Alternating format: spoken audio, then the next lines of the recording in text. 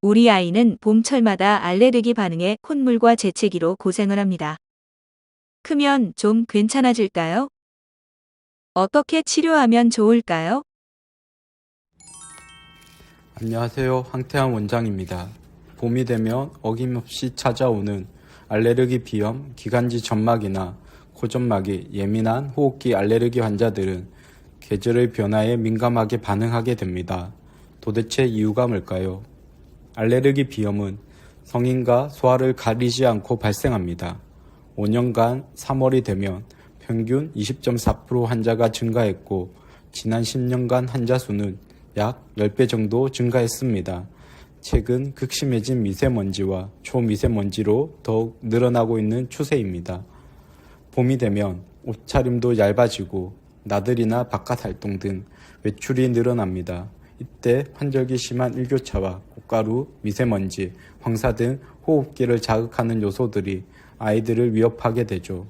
아이들은 생리학적 기능이 미숙하고 면역이 충분히 안정되지 않았기 때문에 항원의 침입이 쉽고 항원에 감인 반응하는 경향이 있습니다.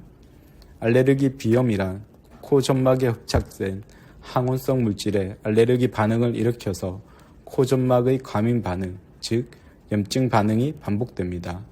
콧물과 코막힘, 재채기와 코가 간질간질한 느낌, 입술의 건조감과 눈의 충혈감, 두통, 집중력 저하 및 수면장애, 짜증과 우울증 등이 나타날 수 있습니다.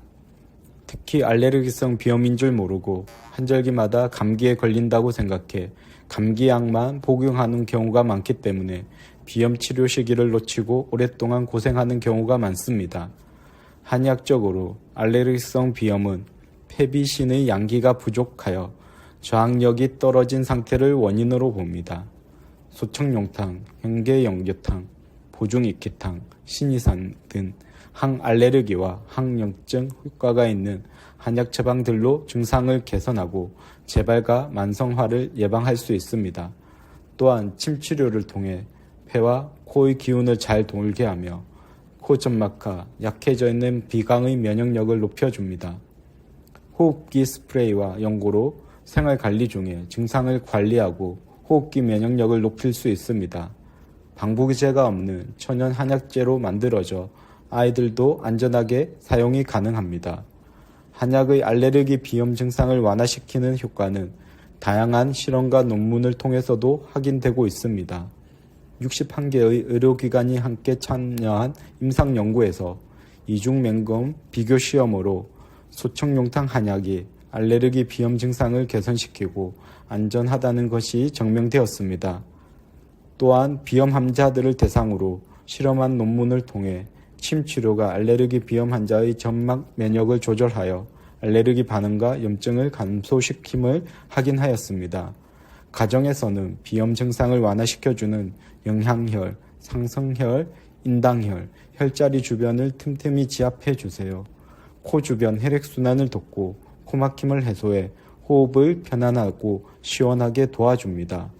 생활 속에서 면역력을 높이기 위해서는 영지차나 도라지차와 같은 호흡기에 도움을 주는 한방차를 수시로 음용합니다. 비타민 B1과 비타민 C가 풍부한 과일을 섭취하며 실내 습도는 50%를 유지하고 크톤이나 침구류, 집안의 먼지를 잘 제거하여 실내 청결을 유지해야 합니다. 봄마다 괴로워하지 말고 적극적으로 치료하길 바랍니다. 이상 봄철 알레르기 비염에 대해 알려드렸습니다. 감사합니다.